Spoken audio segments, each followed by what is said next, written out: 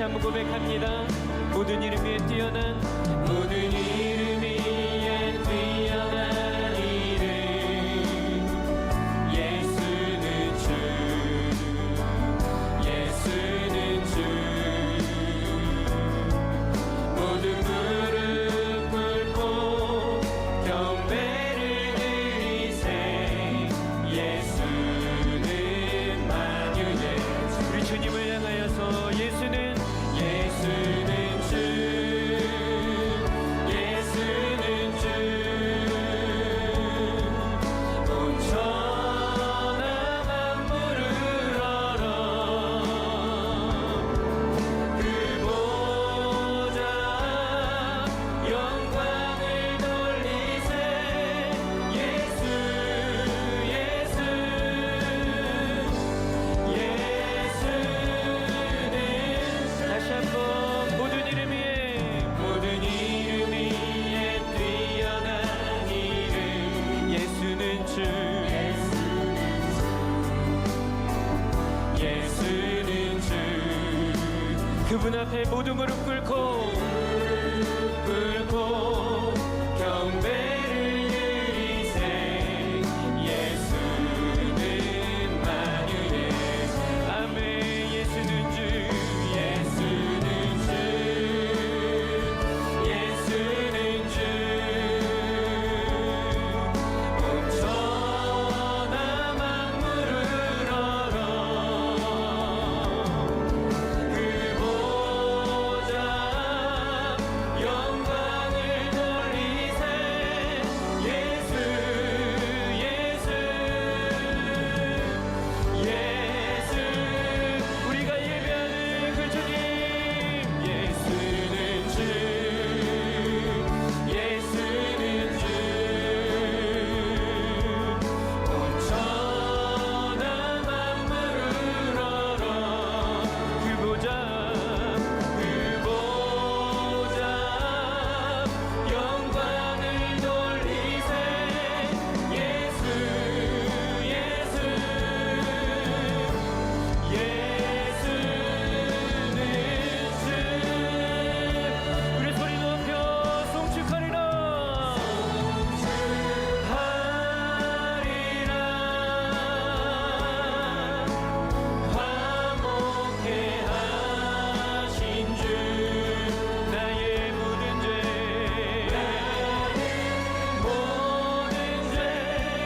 깨끗게 하셨네. 우리 주 주님께 송축하리라. 송축하리라. 귀하신 어린 양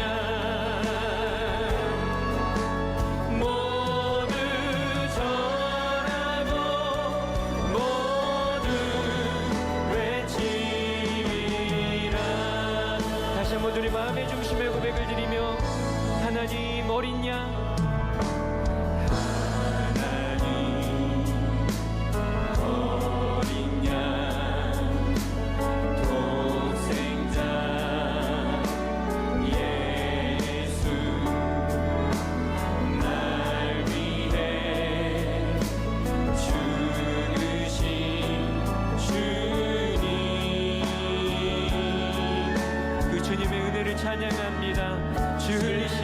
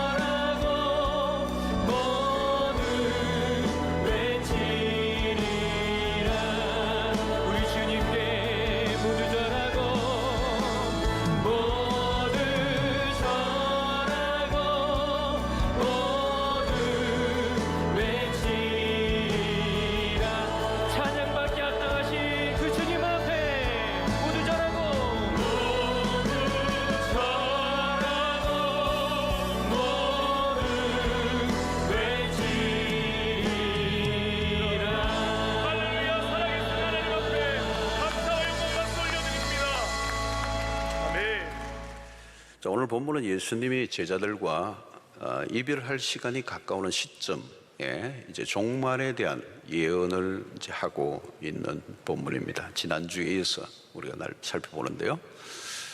이 종말, 심판의 때죠. 이 그리스도가 첫 번째 그리스도가 이 땅에 오셨을 때 초림 예수, 그 구원자로 오셨습니다. 근데 이제 second coming, 두 번째 그리스도가 오시는 재림은 심판주로 오시는 겁니다.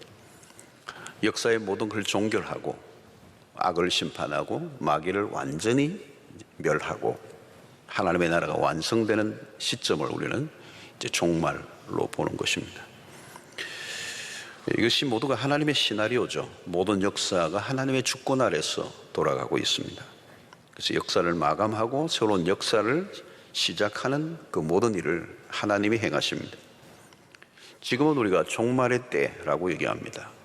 그리스도가 오신 그때부터 2000년 그리고 오실 때까지를 우리는 종말이라고 이렇게 보는 거죠. 그렇기 때문에 언제 예수 그리스도가 오실지는 아무도 모르는 겁니다. 그래서 지금은 종말을 살고 있기 때문에 우리가 해야 될 것은 언제나 긴장하는 거죠. 긴장. 영적으로 깨어 있어야 합니다. 자, 어떻게 깨어 있어야 하는 이유는 일어나고 있는 징조들, 이 마지막 날에 예수님이 다시 오시는 그날에 일어날 징조들을 우리가 잘 들여다봐야 되죠. 일어나는 현상들을 보면서 영적으로 해석하고 또 그것을 이해하는 노력이 필요합니다. 지난주에는 첫 번째 징조로 미혹하는 자들이 많이 일어날 것이다.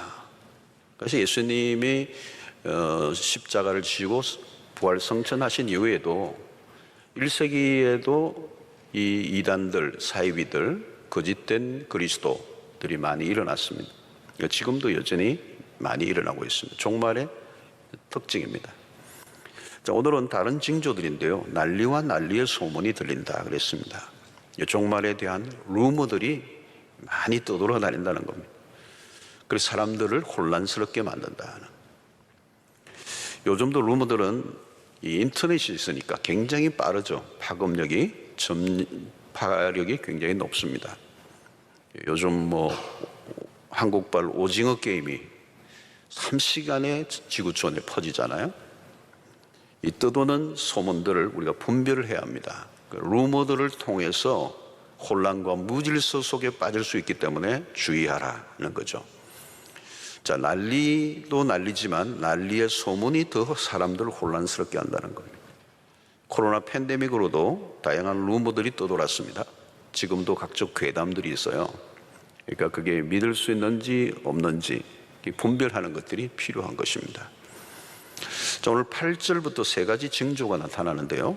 8절에 보니까 민족이 민족을, 나라가 나라를 대적하여 일어나겠고 곳곳에 지진이 있으며 기근이 있으리니 이는 재난의 시작이니라 그랬습니다. 자, 세 가지 모두 위협적이죠. 전쟁, 지진, 기근. 자, 우리 뉴스에도 오늘날에도 여전히 등장하는 뉴스입니다. 자, 전쟁은 종말 징조의 하나입니다. 자, 역사 속에 언제나 전쟁이 있어 왔습니다. 그래서 인류 역사는 전쟁의 역사죠. 지금도 전쟁은 지구촌 곳곳에서 실제로 벌어지고 있습니다. 국지전들이지만 벌어지고 있습니다. 지금 미국과 중국의 군사력 전강은 계속 가열되고 있습니다. 전쟁이 어떤 위협 그 가능성은 늘 있습니다. 두 번째, 지진이 있죠. 세계 곳곳에 지진이 있습니다. 우리 이웃 나라들, 중국도, 일본도, 인도네시아도 굉장히 빈번한 지진이 일어나고 있습니다. 세 번째는 기근이죠. 전쟁이나 지진이 일어나면 기근도 따라옵니다. 자, 이렇게 천재지변들이 일어나는 것. 그럴 때 세상이 뒤숭숭해지고 소문들이 돌아다니고 이 난리와 난리의 소문들을 이제 사람들이 듣게 될 때 어떻게 해야 되는가? 예수님은 두려워하지 마라. 자, 왜 두려워하지 말라고 하십니까? 이런 일들은 재난의 시작에 불과하다. 마치 임신을 한 여인이 진통을 시작한 것과 같습니다. 고통이 있다는 것은 출산이 가까웠다는 뜻이죠. 임박해 있다는 겁니다. 그렇지만 끝은 아니다. 끝이 아니라 재난의 시작이다. 이 재난의 시작이라는 이 말은 더 큰 환란이 남아 있다는 뜻입니다. 자, 여기서 우리가 좀 짚고 넘어가야 되는 것은 이런 역사 속에 이 종말의 징후들이 나타날 때 극단적 종말론자들이 일어나는 겁니다. 그들은 시간과 때에 대한 관심이 많아요. 앞으로도 여러분 이제 그런 이단들이 나타나서 종말의 때를 예언하는 사람이 나올 겁니다. 때와 시간에 관심이 많은 거죠. 이 극단적 잘못된 그런 종말론자들입니다. 자, 물론 때는 중요하죠. 그러나 중요한 것은 하나님이 때를 알려주지 않았습니다. 알려주지 않은 이유는 모르는 게 우리에게 유익하기 때문에. 알면 굉장히 유익할 것 같은데 그렇지 않아요. 모르기 때문에 유익한 것입니다. 우리가 해야 될 일은 뭐냐? 시와 때가 아니고 종말을 준비하는 태도로 언제나 살아가는 게 필요하다. 그래서 C.S. 루이스의 표현에 의하면 종말에 대한 두려움이 아니라 종말을 늘 의식하며 사는 삶을 살아야 된다는 거예요. 그래서 이 마지막 시대에 우리 그리스도인들에게 굉장히 신앙을 건강하게 해주는, 그리고 세속화되지 않고 우리의 신앙을 굉장히 건강하게 붙들어주게 하는 핵심적인 이 일이 바로 이 종말론, 이 종말의 의식을 가지고 살아가는 것입니다. 자, 이제 그 다음에 또 무슨 일이 납니까? 9절에 보니까 너희 스스로 조심하라. 사람들이 너희를 공회에 넘겨주겠고 너희를 회당에서 매질하겠으며 나로 말미암아 너희가 권력자들과 임금들 앞에 서리니 이는 그들에게 증거가 되려 함이라. 자, 그리스도인들이 받을 핍박을 얘기하고 있습니다. 종말에는 기독교에 대한 적대적인 분위기가 강화될 것이다 하는 겁니다. 자, 1세기부터 3세기까지도 기독교가 로마에서 공인되기까지 혹독한 핍박이 있었던 시대가 있습니다. 소수의 예수를 따르는 그 집단이 아직 기독교라는 이름을 가지지 않을 때입니다. 기독교가 공인이 되지 않은, 사회적으로 용납되지 않은 마치 사교 집단과 같은 그런 1세기, 예수님이 이제 십자가에 못 박히고 돌아가신, 그래서 그들을 추종하는 일부의 사람들이 정도로만 알았는데 기독교가 급속하게 퍼져나가는 거예요. 예수를 믿는 사람들이. 그러니까 로마 당국이 핍박을 가하기 시작합니다. 그리고 어떻게 핍박하느냐? 예수 믿는 사람들을 혐오 그룹으로 몰아가는 겁니다. 요즘 우리가 성찬식을 할 때 예수님의 피와 살을 먹는다 이제 이렇게 하잖아요. 그 성찬식인데 이제 이것을 예수 믿는 사람들은 식인종이다 이런 식으로 오해를 하게 하고, 그래서 혐오 그룹으로 몰아가서 사회 전체적으로 적대적인 분위기를 만들었습니다. 이때 핍박은 직장이나 이웃에게 어려움을 당하는 정도가 아니고 국가적인 핍박이, 권력자에 의한 핍박입니다. 그래서 포악한 황제들이 있었습니다. 그래서 로마의 이 시대 초기에 10대 박해라는 게 있었죠. 황제들에 의해서 공개적으로 그리스도인들이 처형을 당하고 각종 고문을 겪는 일들이 일어났습니다. 그래서 그리스도인들이 이 핍박을 피해서 흩어졌고 이제 카타콤이라고 하는 지하로 숨어 들어가 평생을 살기도 했습니다. 지금도 로마에 가면 이제 관광이나 이렇게 가신 분들은 그 카타콤을 구경할 수가 있는데요. 미로입니다, 미로. 끝없는 미로가 그 카타콤이 곳곳에서 발견되고 있는데 어마어마한 지하의 세계가 열려 있고 거기에서 태어나고 거기서 죽고 거기서 다 사람까지 매장하고 일평생 나오면 이제 죽게 되니까 그 숨어서 예수를 믿게 되는 그런 시대가 있었습니다. 그리스도를 믿는 순간 공직자는 지위와 특권을 다 빼앗겨버리고 노예 신분으로 전락하게 되었습니다.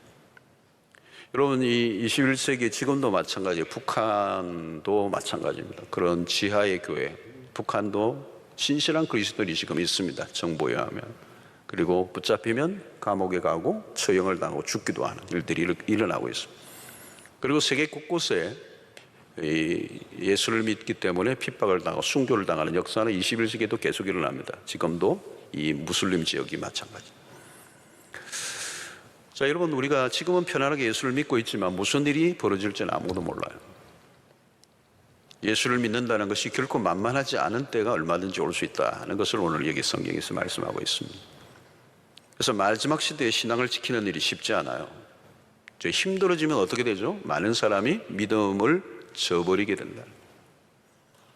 핍박을 통해서 결국은 참 믿음을 가진 사람인가 아닌 자를 구별해내시는 거예요. 알곡과 죽정이를 골라내시는 거죠. 이제 여러분 타작마당에 타작을 하면 바람에 알곡은 떨어지는데 겨는 다 죽정이는 날아가 버리죠. 그죠? 죽정이는 날아가 버려요.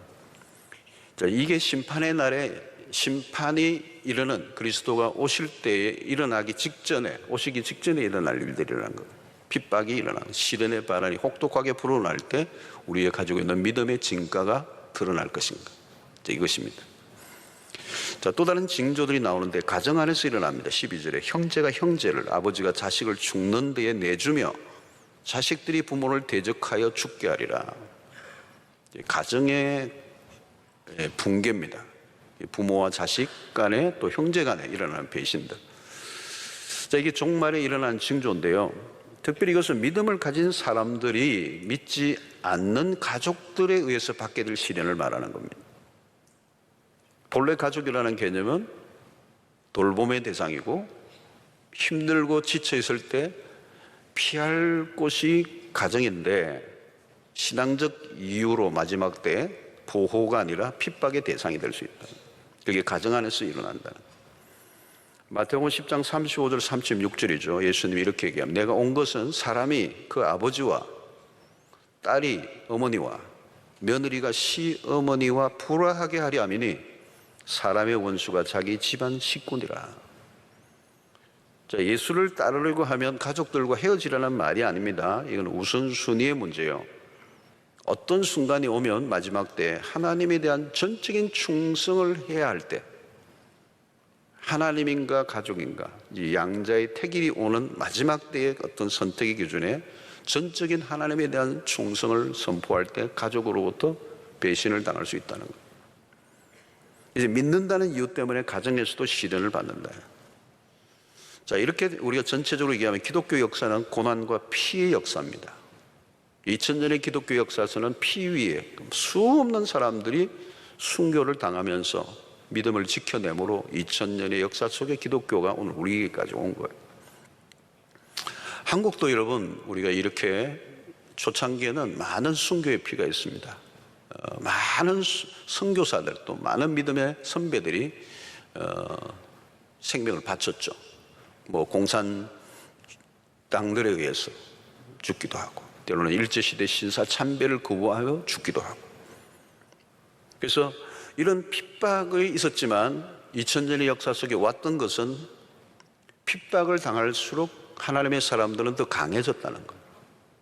그게 2000년의 비밀입니다. 기독교가 여기까지 오게 된 것은.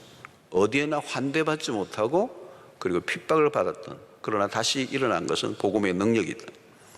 그래서 참된 신앙은 핍박 속에서 더 빛이 난다는 거예요. 평소는 잘 몰라요. 그런데 핍박이 몰려올 때 이전보다 훨씬 더 강력한 승리의 간정들이 막 일어나는 거예요. 그래서 여러분, 우리의 찬양 가운데서도 오늘 또 이런 마틴 루터의 그런 참 신앙의 그런 일사각오의 그런 것들이 결의가 차 있는 찬양을 우리가 들었지 않습니까? 이게 이제 믿음의 매들이 어려울수록 더 믿음이 솟구치는 이 간정들이 있었고, 어려운 시절에 명곡들이 다 나와요. 뭐 너무너무 놀라운 명곡들이, 찬양들이 이제 작곡되었습니다. 우리는 그동안 코로나로 인해서 마음대로 예배를 잘 드리지 못하고 신앙에 많은 제한을 받았습니다. 근데 이렇게 제가 이 목회적으로 보니까 이전보다 믿음이 떨어진 분도 있지만 믿음이 더 강화된 분들이 있어요. 이 경제적 양극화도 있지만 영적 세계에서도 양극화가 일어나는 거예요. 뜨거운 사람은 더 뜨거워져요. 이 어려웠기 때문에 더 하나님을 사모하고 더 예배를 사모하고 더 하나님 앞에 순수하게 믿음을 가지겠다라고 하는 이런 결단들이 일어나는 거예요. 여러분, 시련이 없으면 좋을 것 같은데 영적으로는 사실 시련이 없는 순간은 위험한 순간입니다. 여러분, 불신자들이 많이 있는 직장에서 신앙생활하는 것과 믿는 사람들만 모여있는 직장에서 신앙생활, 어느 곳이 신앙생활을 하기가 더 좋을 것 같습니다. 우리가 겉으로 생각하면 예수 믿는 사람들이 많은 곳에서 직장생활하면 신앙생활을 하기가 더 좋을 것 같은데 훨씬 더 위험해요. 나도 모르게 우리의 마음이 느슨해지고 영적으로 나태해지고 영적 전투력을 상실해버리고 기도해도 뜨뜻미지근해질 가능성이 많아요. 그러나 믿지 않는 사람들에게 둘러싸여 있고 핍박이 오면요, 영적 무장을 하지 않을 수가 없고 깨어 기도하지 않을 수가 없고 예배를 드려도 주일날 올 때 비장하게 오는 거예요. 주님 오늘 은혜 안 주시면 다음 한 주간 못 삽니다. 은혜 주십시오. 이런 결단이들이 일어나는 거예요. 기독교가 콘스탄티누스에 의해서 AD 313년에 종교의 자유를 선포하게 됩니다. 이 콘스탄티누스 대제가 진짜 뭐 환상을 보고 예수를 믿게 되는 역사가 일어나죠. 그래서 그동안에 언더그라운드에 있던 기독교가 국교로 공인되고 신앙의 자유를 선포하고, 그러니까 믿는 사람들이 급증을 하고, 그때부터 서서히 기독교가 쇠퇴기를 걷게 되는 거예요. 아이러니죠, 여러분. 적이 없어지면 좋을 것 같은데 스스로 무너지는 거예요. 마지막 날의 핍박은 달갑지 않지만 중요한 역할을 합니다. 마지막 날 난리가 일어나고 핍박을 받는 일이 우리가 두려워할 이유는 없는 것은 그것을 통하여 우리의 신앙은, 기독교는 더 꽃을 피운다. 기독교사를 보면 첫 3세기 안에 놀라운 성장을 합니다. 그 거대한 로마, 그 로마에 비해서 기독교는 너무 미미하고 미천했어요. 보잘것, 볼품 없었어요. 그런데 3세기 안에 놀라운 성장을 합니다. 그 당시에 로마가 세계 중심이니까. 근데 그 안에 복음이 들어가면서 로마를 다 복음으로 뒤집습니다. 3세기 안에 놀라운 성장이 일어나고 초대교회가 10년마다 평균 40%가 성장합니다. 기독교가 불법으로 취급을 받았고 신자들이 세상에서 무시를 당할 때 일어난 일입니다. 외적인 조건으로 보면 교회가 성장하기 어려운, 불가능한 때인데 신기한 것은 핍박을 하면 할수록 더 불같이 일어났다는, 이게 복음의 특성이라는 거예요. 우리 교회도 여러분 교회 성도들 가운데 가족이 굉장히 교회 나오는 걸 핍박하는 가운데 나오신 분이 계세요. 막 그냥 뭐 새벽 기도도 못 나가게 하고 막 그냥 막 아내를 두들겨 패고 성경을 찍고 수도 없이 성경을 또 사고. 그분의 믿음은요 그냥 나오는 분들하고 달라요. 그냥 교회 오시는 분이 아니에요. 생명을 걸고 교회 나옵니다.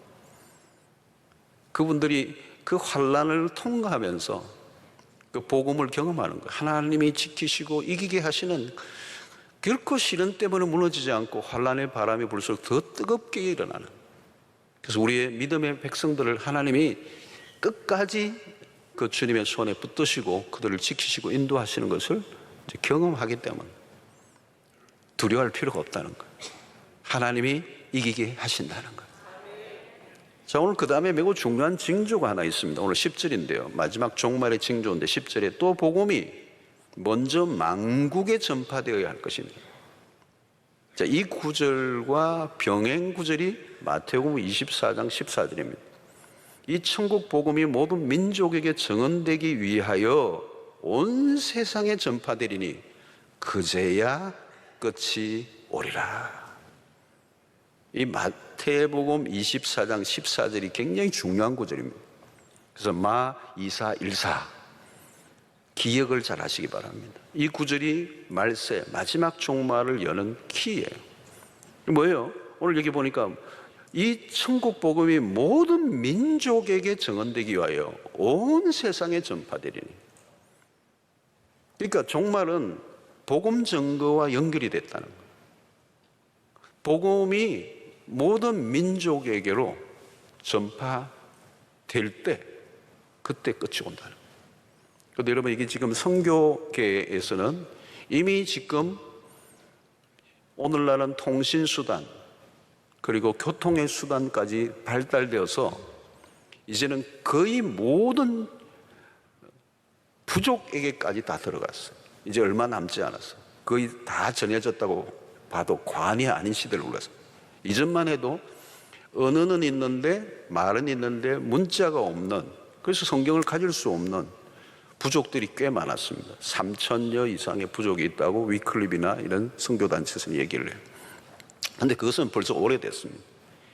이제는 번역 선교사들이 할 일이 없어질 정도로 새로운 국면으로 돌아왔습니다. 모든 민족, 모든 족속들에게. 나라의 개념이 아니에요. 부족의 개념까지. 심지어는 요즘은 뭐 너무너무 모든 이 구글이나 이런 뭐 인공위성이 다 떠 있기 때문에 끊임없이 이주해 다니는 어디에 정착하지 않은 부족까지 다 잡혀 있어요. 그리고 복음을 전가하는 일들이 일어나서. 그게 지금 마태복음 24장 14절의 말씀이 굉장히 지금 우리에게 설득력 있게 마주 종말을 임박했다는 것을 알려주는 중요한 기준이 되는 말씀입니다. 사랑하는 성도 여러분, 복음 전파는 종말의 때 교회의 사명 중에 하나예요. 그래서 하나님은 지금도 열방이 돌아오기를 기다리시고 한 사람이라도 멸망에 이르지 않기를 원하셔서 오래 참고 계시는 거죠. 자, 우리의 관심은 핍박이 아니고 내가 핍박을 받는가 이게 중요하지 않고 우리를 통해 복음이 마지막 시대에 증거되는 일입니다. 이게 그리스도의 재림을 앞당기는 일이기 때문에 하나님은 환난과 시련을 사용하십니다. 사도행전에서도 예루살렘 교회에 핍박이 일어나자 믿는 자들이 흩어져 버렸습니다. 이방 선교의 앞장을 섰던 안디옥 교회는 핍박으로 인해 탄생한 교회입니다. 만약에 예루살렘의 교회에 핍박이 가하지 않았으면 안디옥 교회는 탄생될 수가 없었어요. 마침내 핍박이 일어나자 예루살렘에 있던 사람들이 사도행전 1장 8절의 말씀처럼 예루살렘과 온 유대와 사마리아와 땅끝까지 마치 민들레 홀씨가 바람에 흩날려서 온 들판에 곳곳에서 민들레가 피어나게 하는 것처럼 핍박을 통해서 디아스포라, 이 수없는 사람들을 흩어버리셔서 복음이 곳곳에 이제 증거되게 하는 역사가 일어나게 된 것입니다. 여러분, 이것이 오늘 우리 한국에도 마찬가지고, 우리 한국은 지금 해외에 나가 있는 교포가 750만이고요. 흩어져 있는 나라가 거의 유엔에 등록된 나라는 아무 작은 나라라도 한국 사람이 없는 곳이 없다 할 정도로 다 들어가 있습니다. 그리고 들어간 사람들은 거의 다 선교사적 삶을 살고 있고 교회를 세우고 있는 이 독특한 민족입니다. 그래서 해외 교회들만 해도 4,500개 이상의 교회가 온 세계 지구촌이 흩어져서 복음을 전가하는, 한국은 좀 독특한 나라예요. 자, 하나님의 섭리는 놀랍습니다. 핍박이 일어날 때 당사자들은 잘 몰라요. 왜 이런 핍박이 일어날까? 왜 이런 어려움이 일어날까? 그런데 하나님은 그 핍박을 사용하시는 겁니다. 코로나 팬데믹을 통해서 우리가 참 힘들었습니다. 그러나 하나님이 분명히 이 일을 통해서 하실 일이 있습니다. 유익한 것도 많아요. 사실은 우리의 신앙을 점검하고 또 교회도 스스로를 통찰하게 하는 그런 유익이 있었습니다. 교회를 정화시키시고 우리의 믿음을 점검하게 하셔서 한국교회나 세계교회가 최후의 심판날을 대비하게 하시는 의도가 있을지도 모릅니다. 그리고 우리는 예배당 안에만 갇혀있던 우리를 강제로 세상 가운데로 흩어버리셨어요. 그죠? 교회를 오지 못할 때 우리는 세상 가운데 흩어버리시는, 그래서 그 세상 속에서 복음을 전하는 이 미셔널 처치, 미셔널 마인드를 가지고 세상 가운데 복음을 전하도록 하시는 하나님의 의도가 분명히 있다고 보는 거죠. 아무튼 이 그리스도의 재림은 천국 복음이 모든 민족 온 세상에 전파되는 순간 이루어진다. 그래서 우리는 이 복음을 전가하는 일이 오늘 교회에 주어진 사명이고, 우리가 이 복음을 전가할 때 이 세상을 하나님이 이제 종료하시고 새로운 역사를 시작하시는 출발점이 될 줄로 믿습니다. 자, 종말의 때는 그러면 우리가 이제 어떻게 해야 되는가를 13절에 이렇게 얘기합니다. 또 너에게 내 이름으로 말미암아 모든 사람에게 미움을 받을 것이나 끝까지 견디는 자는 구원을 받으리라. 자, 마태복음 24장 13절에도 그러나 끝까지 견디는 자는 구원을 얻으리라. 자, 누가 구원을 얻는가? 끝까지 견디는 자입니다. 자, 이 말은 뭘까요, 여러분? 끝까지 견디지 못하는 자들이 있을 수 있다는 거예요. 영어로는 finish well이라는 단어를 쓰죠. 끝까지 잘해야 되는 거예요. 끝이 좋아야 되는 거예요. 그죠? 끝이 좋아야 되는 겁니다. 이 끝까지 견디는 것은 대가지불이 있는 거예요. 고난과 시련과 환난과 유혹이 막 있는 거예요. 때로는 생명의 위협을 받을 수도 있는, 그래서 삶의 많은 위협을 통과해야 되는 거예요. 그러니까 끝까지 견디는 자, 끝까지 가야 되고, 끝까지 가려고 하면 견뎌내야 된다. 견뎌내야 돼. 인내가 소망을 이루는 것이잖아. 자, 오늘 근데 어떤 어려움이, 요한복음 15장 18절 19절에 보니까 세상이 너희를 미워하면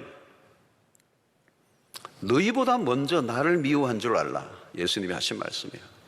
세상이 너희들을 미워하면 너희들을 미워하기 전에 먼저 나를 미워했다는 거예요. 너희가 세상에 속하였으면 세상이 자기의 것을 사랑할 것이나 너희가 세상에 속했으면 너희들을 그렇게 미워하지 않았을 거라는 거예요. 근데 너희는 세상에 속한 자가 아니요 도리어 내가 너희를 세상에서 택하였기 때문에 세상이 너희를 미워하느니라. 뭐 요즘 코로나 때문에 교회에 대해서 막 세상이 얘기하는 것도 있지만 본래 세상은 교회를, 그리스도인을 좋아하지 않았어. 왜요? 우리가 그리스도에게 속해 있기 때문에. 자, 이것이 말세가 되면 더 심해진다는 겁니다. 미움이 다른 게 아닙니다. 예수를 믿는다는 것 때문에 받는 미움. 우리가 세상에 살지만 세상에 속한 자가 아니기 때문에. 그래서 마태복음 5장 10절로 11절에 의를 위하여 박해를 받는 자는 복이 있나니 천국이 그들의 것임이라. 나로 말미암아 너희를 욕하고 박해하고 거짓으로 너희를 거슬러 모든 악한 말을 할 때는 너희에게 복이 있나니. 예수 때문에 핍박을 받는 자는 복이 있어요. 복이 있는 거예요, 여러분. 주님이 우리에게 약속하신 겁니다. 신앙생활을 제대로 하면 핍박이 오게 돼 있어요. 내가 무엇을 잘못해서가 아니에요. 내가 무슨 잘못한 게 아니에요. 그냥 말씀대로 사는데 닥쳐오는 고난이. 여러분, 창세기에 최초의 살인극이 어디에 있어요? 아벨이 왜 가인에게 핍박을 받습니까? 아벨이 한 일은 아무것도 없어요. 형에게 뭘 잘못한 게 없어요, 여러분. 아벨이 한 것은 하나님 앞에 올바른 예배 제사를 드린 것밖에 없어요. 죽일 일이 없어요. 그런데 여러분, 이 가인과 아벨의 역사는 지금도 계속되고 있습니다. 이것은 두 세계의 거대한 충돌이에요. 가인과 아벨 때부터 지금까지 거대한 두 왕국이 충돌하고 있는 거예요. 결국은 가인의 후손이 만들어낸 왕국이 바벨론이에요. 이것을 요한계시록은 큰 성 바벨론이라고 이렇게 표현하죠. 사단이 지배하는 왕국이고 이것을 상징하는 게 바벨론이에요. 바벨론. 끝까지 하나님의 백성들에 대한 적대적 세력이에요. 그래서 그리스도인들이 핍박을 받게 된다. 여러분들이 지금도 직장에서 혹은 뭐 어디에서든지 노골적으로 혹은 은근하게 압박을 가하고 불이익을 받을 때가 있을 거예요. 그리스도인들은 언제나 세상 속에 소수에 있습니다. 별일을 하지 않아도 미움을 당해요. 우리 아이들이 요즘 이제 학교에 가면 예수 믿는 아이들이 많지 않아요. 요즘은 청소년으로 가면 이게 복음화율 3%대로 떨어지니까 학교에서 예수 믿는 친구가 별로 없어요. 그런데 우리 아이들이 믿음이 좋아가지고 점심시간에 성경을 딱 읽는데 성경을 딱 쳐버리더라고요. 이거 성경을 읽는데 그 성경을 읽는 게 싫은 거예요. 그래서 그냥 의도대로 쳐버리는 거예요. 이게 아이들이 예수를 믿으면 요즘은 학교에서 환난과 시련을 당해요. 예수 믿는다는 것 때문에 작은 일에도 큰 문제로 확대를 시켜버리고 아주 코너로 몰아버리고. 자, 결국 고난을 당할 때마다 우리가 확인해야 하는 것은 내가 어디에 속한 자인가를 확인해야 한다. 마지막이 될수록 더욱 그러하다는 거예요. 내가 붙들고 있는 신앙을 포기하지 않으려고 하면 이 어려움을 이겨내야 된다. 그런데 여기 성경은 뭐래요? 주님은 끝까지 견디는 자. 여러분, 견딘다는 이 말은 뭘까요? 어려움이 상당히 계속된다는 뜻입니다. 언제까지? Nobody know. 아무도 모르는 거예요. 끝날 것 같은데 끝나지 않는 전쟁. 고비가 있는 겁니다. 이 시련과 이 환난과 이 핍박이 지나면 또 다른 핍박과 환난이 오는 거예요. 수없는 회유와 타협을 하라고 하는 역박지름들이 있는데 그것을 통과해야 됩니다. 그러니까 여러분, 이제 요한계시록이나 이런 데 살펴보면 알겠지만 배교자들이 많이 일어나요. 배교. 도를 떠나는 거예요. 믿음의 길을 떠나버리는 거예요. 그러나 어려워도 끝까지 믿음을 지키면 그들에게 구원이 주어진다. 자, 요한 1서 2장 19절 보면 그들이 우리에게서 나갔으나 믿음의 공동체에 있다가 나간 사람들이 있다는 겁니다. 여러분, 이 성경이 2000년 전에 정확하게 기록해 놨어요. 그들이 우리에게서 나갔어요. 그건 뭐 왜 그런가? 우리에게 속하지 아니했다는 거예요. 본래 속하지 않았기 때문에 나간 거예요. 만일 우리에게 속하였더라면 우리와 함께 거하였으리노라. 그들이 나간 것은 다 우리에게 속하지 아니함을 나타내려 함이니라. 성경이 너무도 정확하게 얘기를 하고 있어요. 말세가 되면 신앙의 길을 떠나는 사람들이 분명히 일어난다는 거예요. 교회가 목회적으로도 노력해야 되지만 그것과 상관없이 일어나는 일들이. 왜 떠날까요? 이유는 다양해요. 분명한 것은 하나님에게 속하지 않은 자들이다. 자, 여러분, 참된 신자는 믿음이 어려우면 더 깊어진다고 그랬습니다. 신기해요, 그렇죠? 왜 그렇습니까? 우리 안에 참 생명이 있기 때문에. 그 생명은 예수의 생명이기 때문에. 우리가 예수 그리스도를 믿을 때 그 예수의 생명이 우리 안에 들어오는 거예요.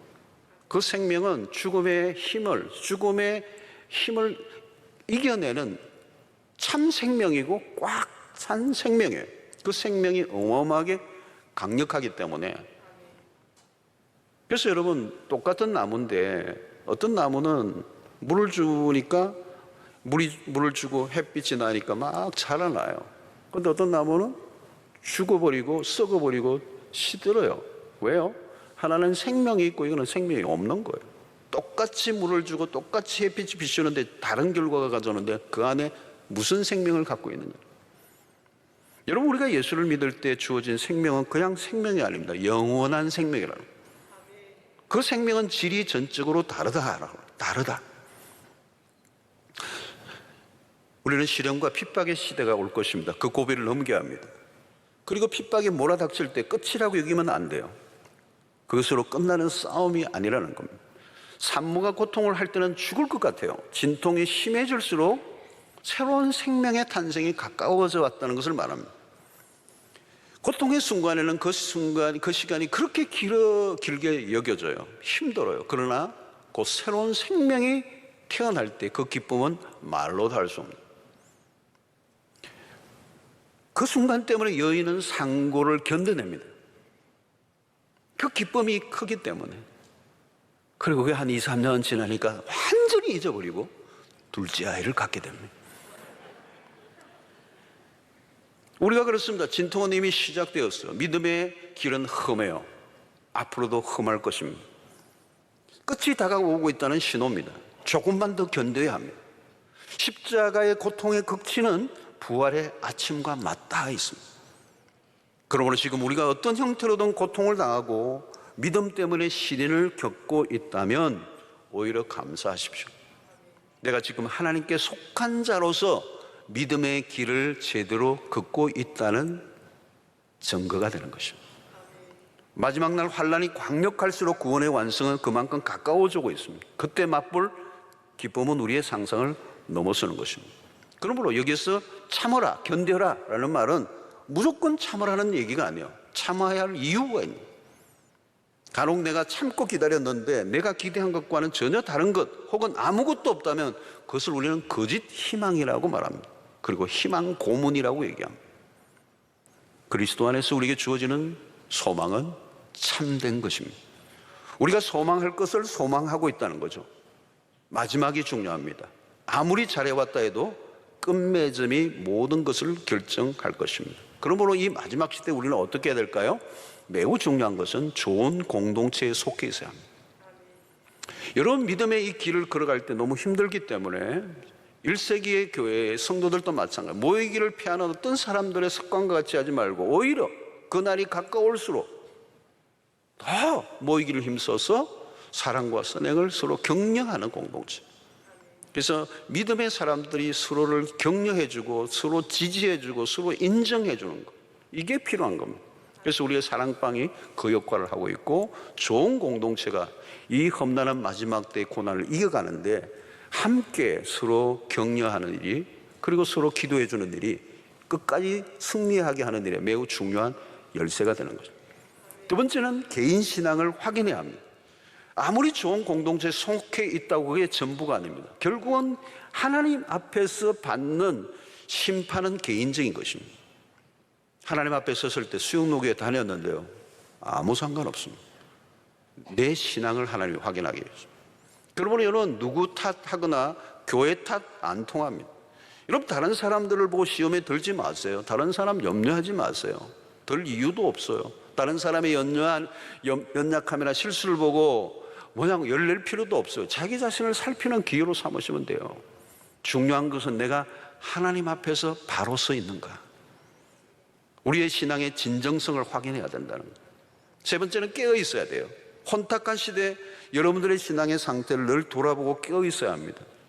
여러분, 기도하는 게 중요한 게 아니고 깨어 기도해야 되고요. 예배 참여하는 게 중요한 게 아니고 깨어 예배를 드려야 되고요. 우리가 말씀을 듣는 게 중요한 게 아니라 깨어 말씀을 들어야 돼요. 듣는다고 다 듣는 게 아니잖아요, 여러분. 예배 앉아 있다고 다 예배 드리는 게 아니고 영적으로 깨어 있는 상태. 누가 깨어 있죠? 종말 의식을 갖고 있는 사람들. 어떤 분은 2000년 동안 계속 종말하는데 언제고 종말이 이런 사람들이 있습니다. 실감이 나지 않을 수도 있습니다. 그러나 여러분, 그날이 언제인지는 아무도 모릅니다. 내일 아침일 수도 있습니다. 준비한 사람이 맞이하는 것과 준비되지 않은 상태에 맞이하는 것이 얼마나 큰 차이가 있는가? 10명의 신부의 얘기를 통하여 우리는 잘 알 수 있습니다. 우리는 지금 코로나 팬데믹을 겪으면서 전 지구촌에 임한 재앙을 보고 있습니다. 세상은 뉴 노멀, 새로운 일상을 얘기합니다. 무엇이 뉴 노멀일까? 아니면 뉴 노멀이 아니라 비정상적 일상, 아브노멀은 아닌가? 우리는 지금 매우 의미심장한 역사의 순간을 지나고 있습니다. 코로나로 인하여 생계 타격을 염려하는 것도 필요하지만 우리는 이 포스트 코로나, 그것보다 더 중요한 것은 다가올 그리스도의 재림에 대한 준비입니다. 요즘 포스트 코로나를 준비하는 세미나와 강의와 책들이 쏟아지고 있어요. 물론 그런 준비도 해야 되지만 우리가 진정으로 준비할 것은 다시 오실 그리스도예요. 그날은 언제인가? 우리의 시간표가 아니라 하나님의 시간표에서 돌아갑니다. 핵전쟁이 터지고 천재지변이 일어나면 지구가 망하는 게 아니고 역사의 끝은 하나님의 손에 달려 있습니다. 하나님이 마감하십니다. 역사의 시작과 끝은 하나님의 손끝에 달려 있습니다. 예수 그리스도가 오심으로 시작된 하나님의 나라는 지금까지 계속 확장되어 왔습니다. 1세기 예수께서 12제자를 선택하실 때까지만 해도 하나님의 나라는 누룩처럼 겨자씨처럼 아주 작고 미미한 것이었어요. 거대한 로마 제국에 비해 초라했어요. 그러나 그 하나님의 나라는 누룩처럼 겨자씨가 심겨져 그 나무가 자라는 것처럼 점점 확장돼요. 지금은 미래에 완성된 하나님의 나라가 이미 시간 속에 우리의 시간 안에 들어와 작동되고 있습니다. 우리는 지금 하나님 나라와 세상 나라 사이에 겹쳐져 있는 이중 구조 속에 살고 있어요. 우리는 이 둘 사이를 구분하고 살아야 합니다. 아직 하나님의 나라는 감추어져 있기 때문에, 은닉되어 있다 그러죠. 감추어져 있기 때문에 자칫하면 눈에 보이는 세상 나라를 따라가다가 하나님의 나라를 놓칠 수가 있습니다. 하나님의 나라가 감춰져 있기 때문에 겉으로는 속기 쉬워요. 그래서 우리는 세상의 화려함을 쫓고 신앙의 길을 쫓아가는 것이 어떻게 보면 구차하게 보일 수도 있어요. 눈에 보이는 세상과 눈에 보이지 않는 세상을 믿음으로 분별해내지 못하면 그렇게 된다는 거죠. 마치 밭에 보화를 발견한 자와 그렇지 않은 자는 전혀 다른 삶을 삽니다. 하나님의 나라는 믿음의 눈으로만 볼 수가 있습니다. 하나님의 나라와 세상의 나라의 이중 구조가 어느 순간 하나로 바뀌는 순간이 와요. 눈에 보이는 세상의 나라는 한순간에 사라지고 새 하늘과 새 땅이 임하는 순간이 오는 것입니다. 그것이 세상의 것이고 하나님의 나라의 완성입니다. 저주나 고통, 불행은 흔적도 없이 사라지고 영원한 생명으로 가득한 천국에서 우리가 영원히 살게 될 것입니다. 여러분, 우리는 예수를 믿고 하나님의 자녀가 된 순간부터 이미 하나님의 나라 안에 들어와 있고 그 영원한 나라가 보장되어 있습니다. 세상에 살면서 힘들고 어려운 일들이 많습니다.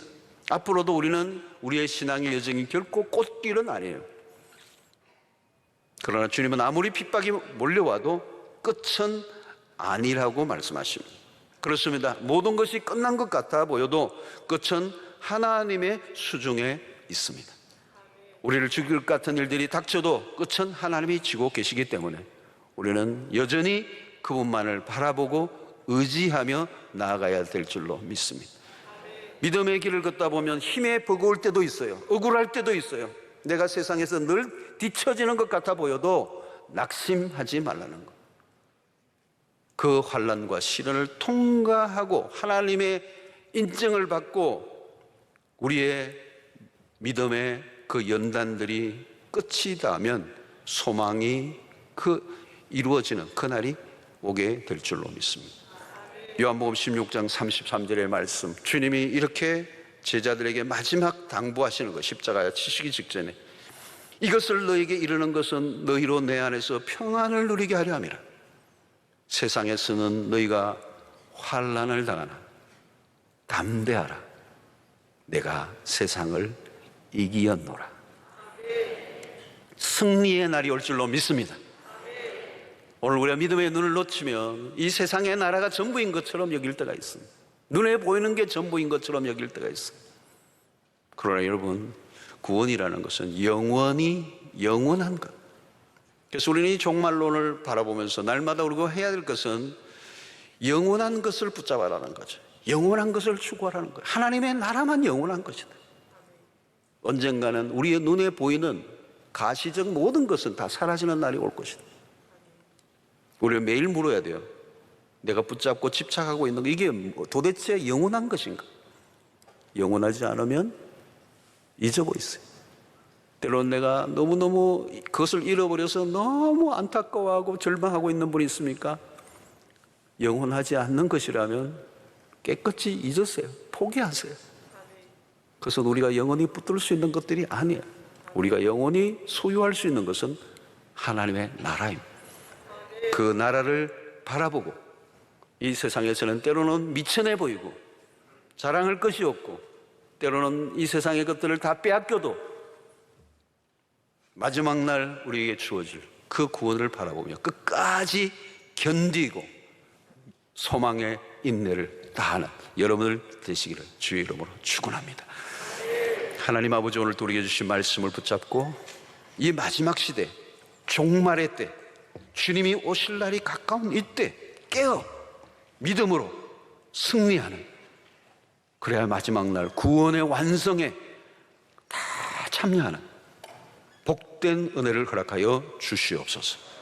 예수님 이름으로 기도하옵나이다. 아멘.